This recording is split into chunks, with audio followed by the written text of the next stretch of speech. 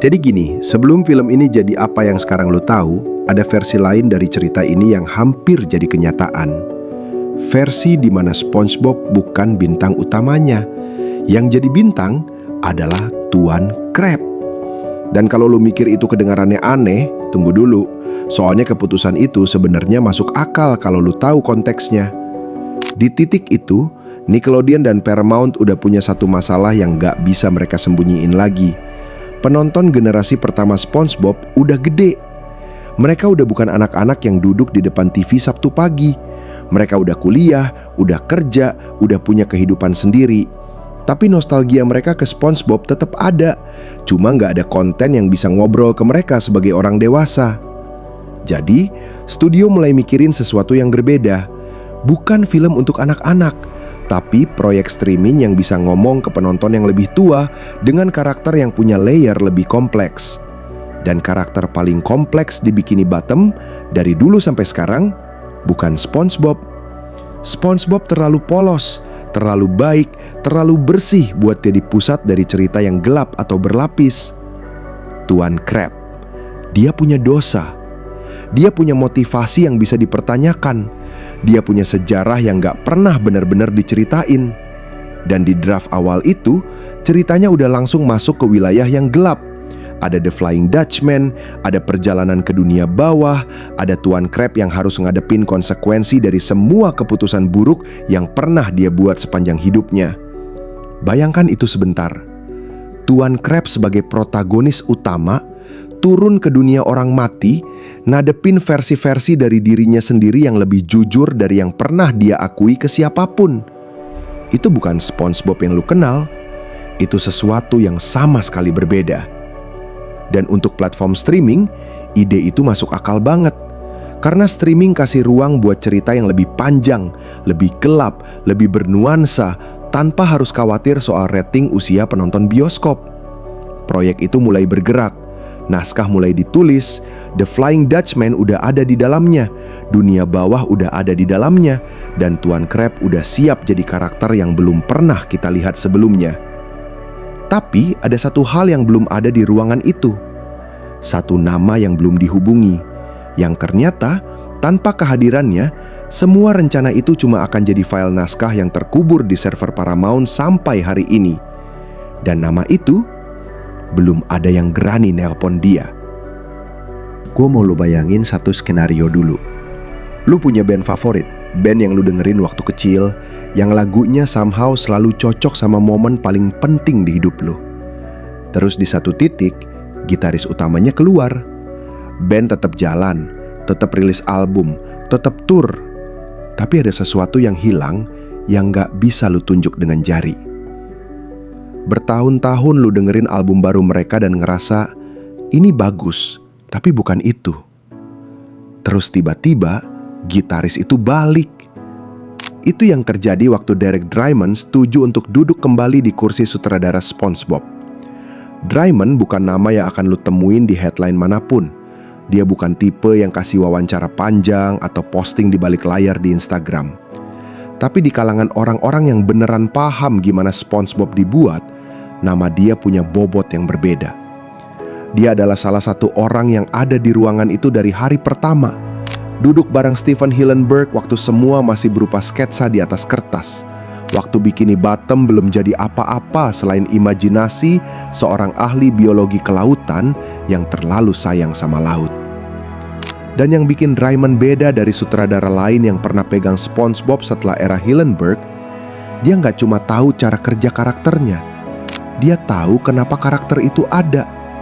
Dia tahu pertimbangan-pertimbangan kecil yang Hillenburg buat waktu nentuin gimana SpongeBob harus bereaksi, gimana Patrick harus ngomong, gimana Squidward harus ngerasa kayak karakter yang tragis tapi tetap lucu tanpa pernah terasa dipaksain. Itu bukan sesuatu yang bisa dipelajari dari menonton ulang semua episode. Itu sesuatu yang hanya bisa lu tahu kalau lu ada di sana.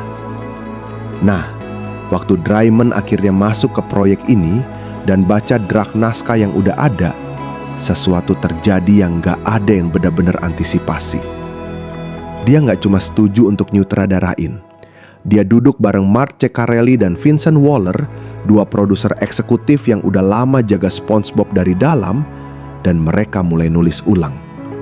Bukan revisi kecil, nulis ulang. Dan disinilah sesuatu yang menarik terjadi. Karena naskah yang keluar dari proses itu ternyata bukan cuma lebih baik dari draft sebelumnya.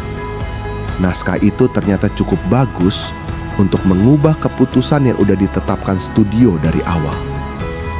Ingat, proyek ini awalnya dibuat untuk streaming, bukan bioskop, bukan layar lebar. Streaming, yang artinya budget lebih kecil, ekspektasi lebih rendah, dan penonton yang nonton sambil tiduran di kasur pakai headphone. Tapi naskah yang Draiman, Ceccarelli, dan Waller tulis, naskah itu nggak terasa kayak konten streaming.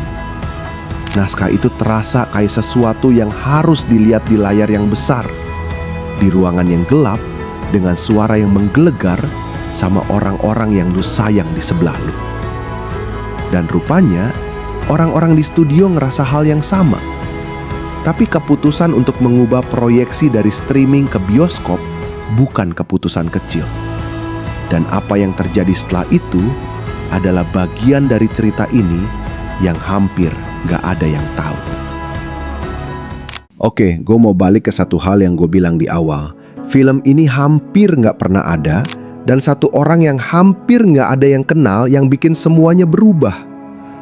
Tapi sekarang, setelah lu tahu semua ceritanya, gue rasa ada sesuatu yang lebih besar dari sekedar film baru SpongeBob akhirnya bagus lagi.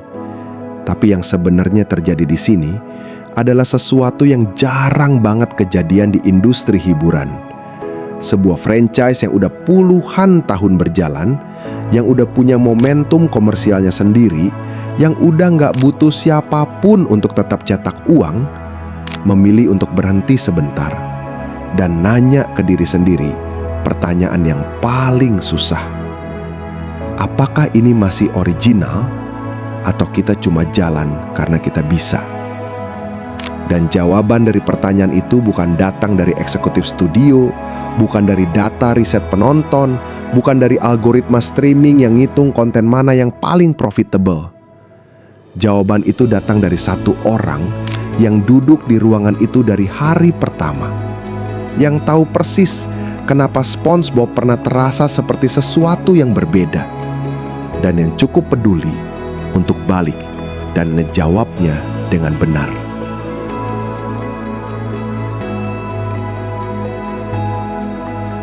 Derek Draiman gak balik karena dia butuh pekerjaan. Dia balik karena ada sesuatu yang belum selesai. Ada versi SpongeBob yang dia dan Hillenburg pernah bayangkan yang belum pernah benar-benar tercapai sepenuhnya. Dan film ini adalah kesempatannya untuk nyoba sekali lagi. Dan hasilnya, $168 juta di seluruh dunia, mayoritas review positif, dan yang paling penting, penonton generasi pertama yang keluar dari bioskop ngerasa sesuatu yang udah lama gak mereka rasain. Bahwa SpongeBob akhirnya terasa kayak SpongeBob lagi. Bukan karena animasinya lebih bagus, walaupun iya lebih bagus. Bukan karena plotnya lebih kompleks, walaupun ada layer yang lebih dalam dari film-film sebelumnya. Tapi karena ada orang di balik layar yang genuinely peduli, yang tahu bahwa karakter ini bukan sekedar properti intelektual yang harus dimonetisasi, tapi sesuatu yang pernah berarti buat jutaan orang di seluruh dunia waktu mereka masih kecil. Dan itu di industri yang hampir selalu prioritaskan angka di atas segalanya adalah hal yang langka banget. Steven Hillenburg pernah bilang bahwa dia bikin SpongeBob karena dia percaya kebaikan itu menarik, bahwa karakter yang genuinely baik bisa jadi pusat dari cerita yang worth ditonton. Draiman ingat itu, dan dia bawa keyakinan itu balik ke layar.